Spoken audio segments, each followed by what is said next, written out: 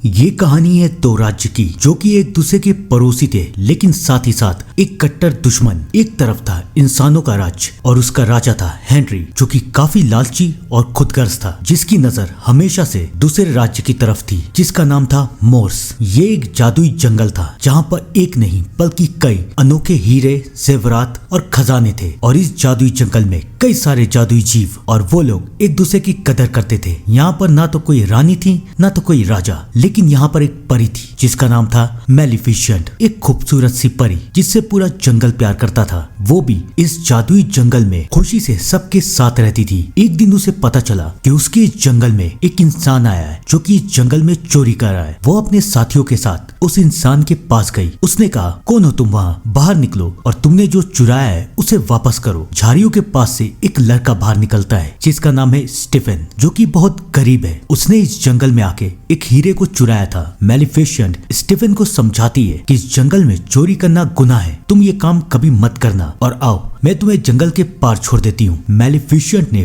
पहली बार किसी इंसान को इतने करीब से देखा है और शायद वो दिली दिल में स्टीफन से दोस्ती करना चाहती है। स्टीफन भी मेलिफिसेंट से दोस्ती करना चाहता है और वो उसे बताता है कि तुम वो महल देख रही हो, वो राजा हेनरी का महल है और एक दिन वो मेरा महल होगा। मुझे उस महल में रहना है, वहाँ का राजा बनना है। मेलिफिसेंट कहती है, ठीक है अब तुम जाओ। लेकिन जाने से पहले स्टीफन मेलिफिसेंट से पूछता है, क्या कल जब मैं यहाँ पर आऊंगा तो तुम मुझे मिलोगी? मेलिफिसेंट कहती है, ठीक है। अगले दिन स्टीफन वहाँ पर आता है और मेलिफिसेंट उसे वहीं पर मिलती है। धीरे धीरे वक्त बीतता रहता है और स्टीफन और मेलिफिसेंट की दोस्ती अब प्यार में बदल जाती है। दोनों एक दूसरे से प्यार करते थे। बड़े होने के साथ मेलिफिसेंट खूबसूरत और ताकतवर बन गई। वो अपने जंगल की रक्षा सबसे करती थी, लेकिन वहीं दूसरी तरफ स्टीफन बड़े होके लालची और खुदगर्ज किस्म का इंसान बन गया। इन सारी बातों से अनजान मेलिफिसेंट अपने जंगल की रक्षा कर रही है, जबकि राजा हेनरी हमेशा से इस जंगल में घुसना चाहता था। एक दिन वो अपनी पूरी सेना लेके इस जंगल में हमला करने के लिए आया। मेलिफिसेंट ने उसे समझाने की कोशिश की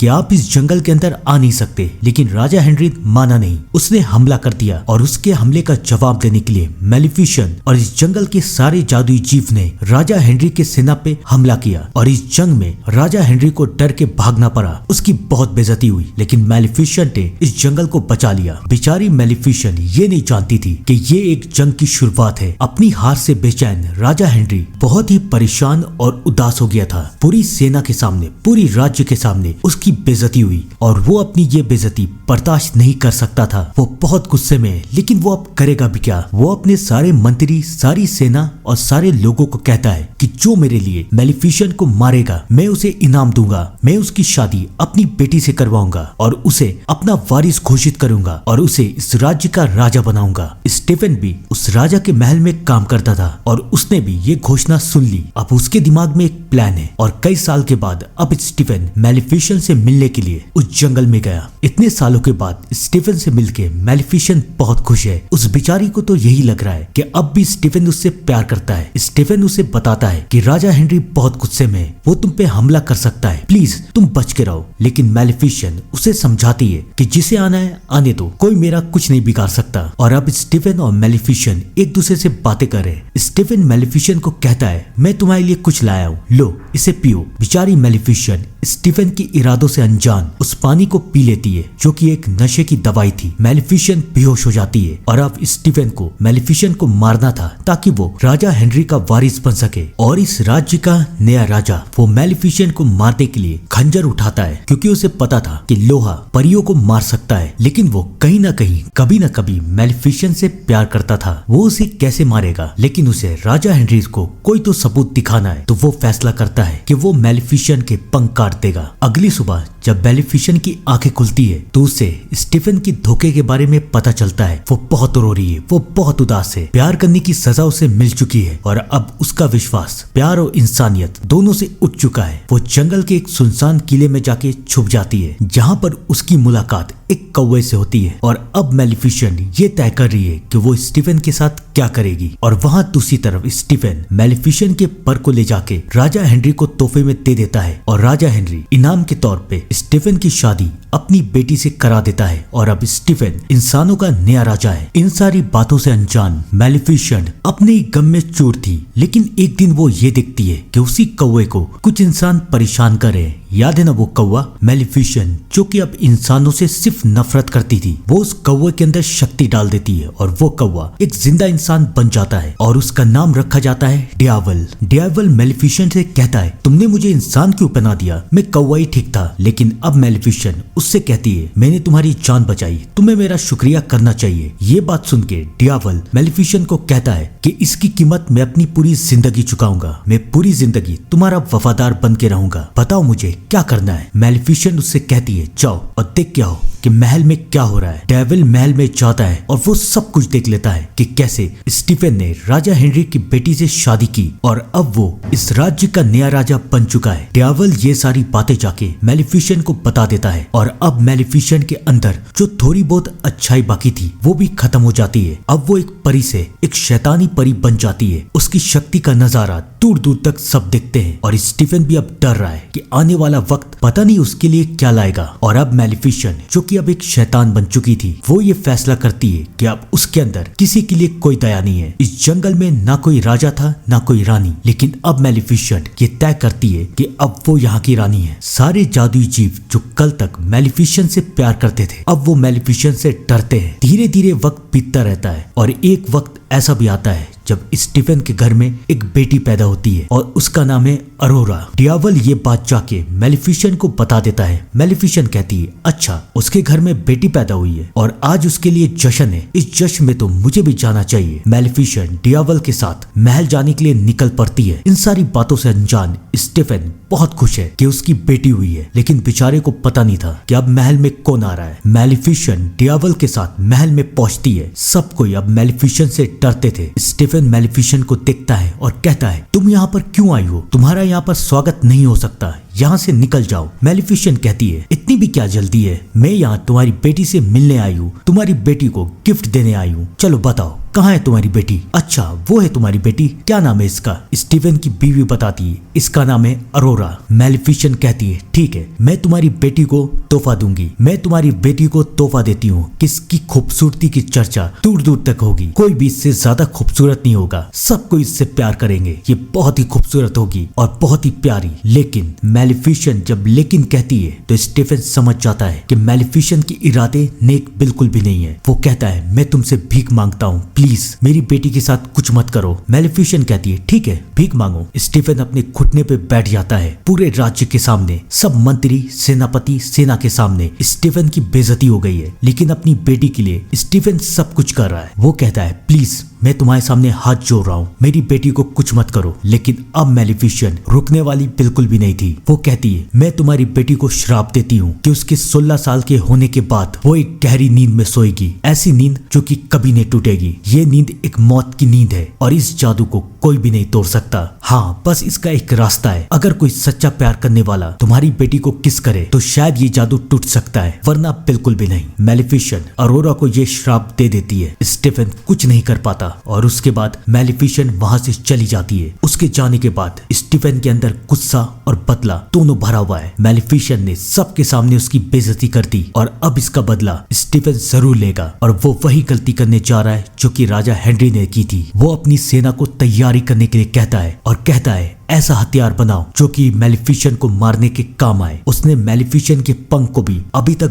बांध के रखा है ताकि वो पंख मैलेफिसेंट के पास जा नहीं पाए। जहां पर एक तरफ स्टीफन लड़ाई की तैयारी कर रहा था, वहीं दूसरी तरफ मैलेफिसेंट भी लड़ाई के लिए तैयार थी। वो अपने इस जादुई जंगल को चारों तरफ से बंद कर देती है कि यहाँ पर कभी भी कोई इंसान आ नहीं पाए। हेनरी को पता था कि आज नहीं तो कल मैलेफिसेंट उसके ऊपर दोबारा हमला करने के लिए जरूर आएगी, तो इसलिए वो ये फैसला करता है कि वो अपनी बेटी अरोरा को 3 छोटी परियों के साथ यहाँ से दूर भेज देगा एक घने जंगल में, ताकि दोबारा कोई अरोरा तक पहुँच नहीं पाए। वो 3 परियां अरोरा को लेके जंगल के बीचों बीच एक घर में जाती है, लेकिन डियावल उन तीनों को देख लेता है और वो इन तीनों का पीछा कर रहा है। 3 परियां ये फैसला करती है कि वो इस बच्ची को पालेंगी और इसके 16 बर्थडे तक उसे ये पता नहीं चलने देगी कि ये कौन है। हम उसे यही बताएंगे कि हम तीनों इसकी आंटियां हैं और ये एक अनाथ है और हम इसे पाल रहे हैं। तीनों की तीनों परियां आपस में बहस कर रही है, लेकिन डियावल उस बच्ची को देख रहा है जो कि बहुत ही मासूम है और अब डियावल को धीरे धीरे ये बच्ची अच्छी लगने लगी है। वो मेलिफिसेंट को जाके सब कुछ बता देता है और अब मेलिफिसेंट भी उस घर के करीब है। उसकी मुलाकात भी इस बच्ची से होती है। ये बच्ची और किसी की नहीं बल्कि स्टीफन की है, लेकिन ये क्यों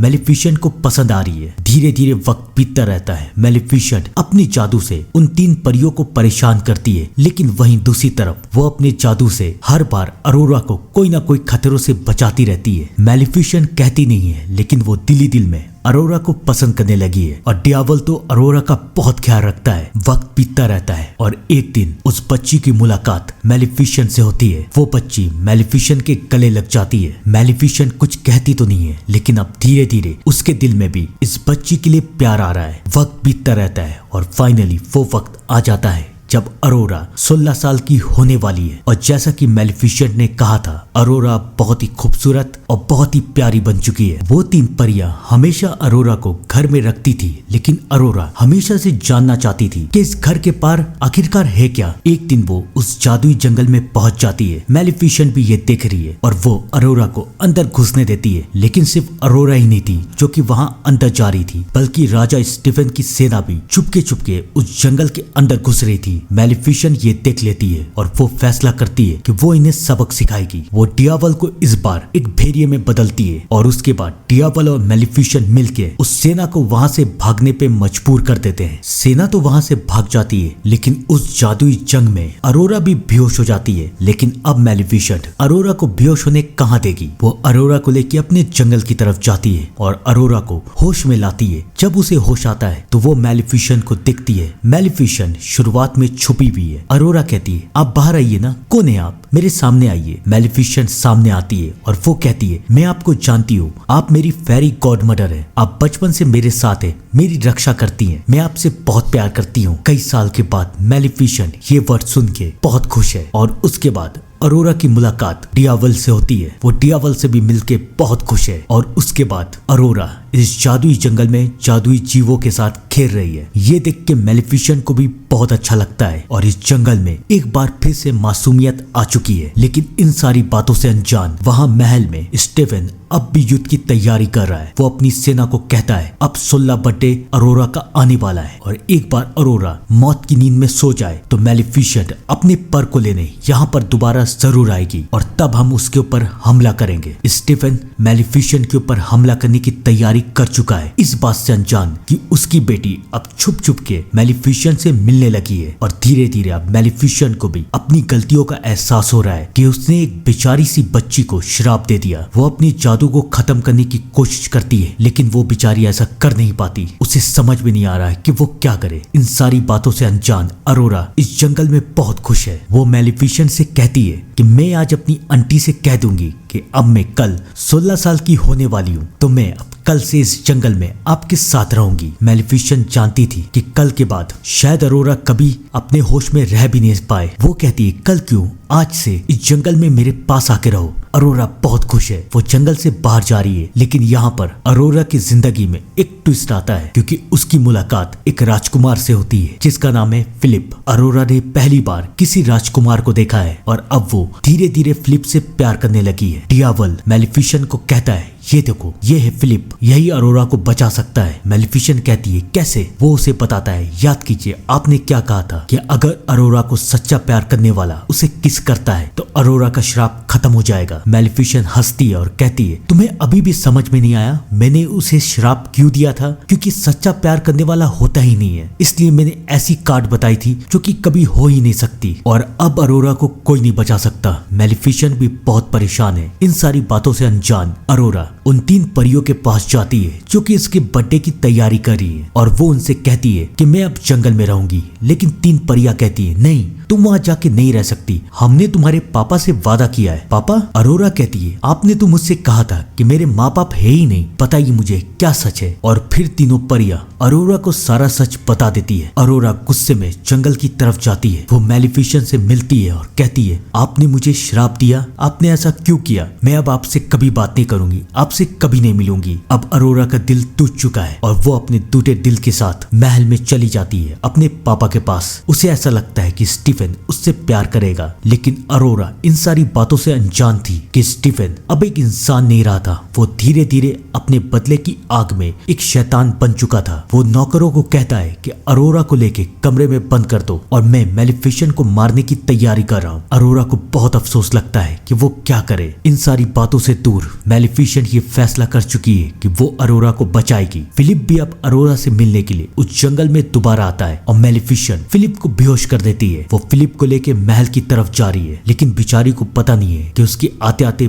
बहुत देर हो चुकी है। अरोरा का 16 बर्थडे आ चुका है और शराब के कारण अरोरा एक मौत की नींद में सो चुकी है। मेलिफिसेंट महल पहुंचती है फिलिप को लेके और फिलिप को 3 परियों के सामने कर देती है कि तुम जाओ अरोरा के पास। 3 परियां भी फिलिप को देख के बहुत खुश है कि शायद ये अरोरा को ठीक कर सकता है। फिलिप अरोरा के पास जाता है, लेकिन ये क्या, अरोरा को होश आ ही नहीं रहा है। परियों को भी समझ में नहीं आता कि आखिरकार जादू टूटा क्यों नहीं। मेलिफिसेंट और डियावल दोनों रो रहे हैं। फिलिप और परियां वहां से चली जाती हैं और मेलिफिसेंट अरोरा के पास आती है, उससे माफी मांगती है। मुझे माफ कर दो, मैंने तुम्हारे साथ सही नहीं किया, लेकिन अब मैं हमेशा इस पूरी जिंदगी भर तुम्हारा ख्याल रखूंगी। मेलिफिसेंट रो रही है और वो अरोरा के माथे पे किस कर देती है और अब होता है इस जादू का काट। सच्चे प्यार के किस्से अरोरा जाग जाती है। मेलिफिसेंट और डियावल अरोरा को देख के बहुत खुश है और अब वो फैसला करते हैं कि वो अरोरा को लेके उस जंगल में चले जाएंगे और हमेशा वहीं पर रहेंगे। लेकिन जाने से पहले वो अपने पर को यहाँ से लेगी। मेलिफिसेंट,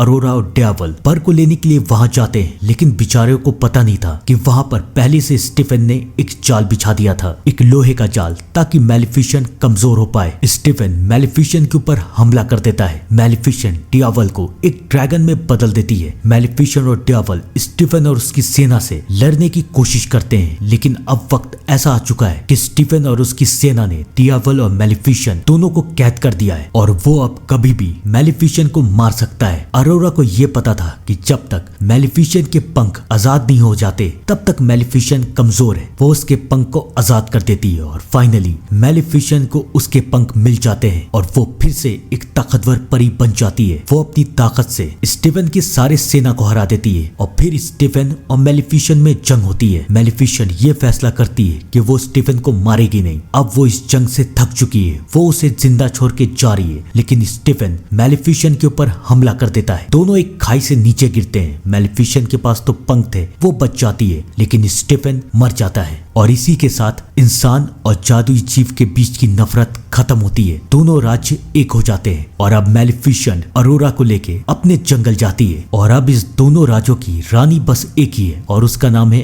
अरोरा, जिसे हम स्लीपिंग ब्यूटी के भी नाम से जानते हैं। फिलिप भी वहां पर आ चुका है और अब फिलिप भी अरोरा से बहुत प्यार करता है। ठहरिए, कहानी अभी खत्म नहीं हुई, इसका पार्ट 2 भी आया है, तो इस वीडियो में अपना प्यार दिखाइए और मैं पार्ट 2 का भी वीडियो लेके जरूर आऊंगा। तो चैनल को सब्सक्राइब जरूर कीजिएगा। तब तक के लिए thank you and good bye.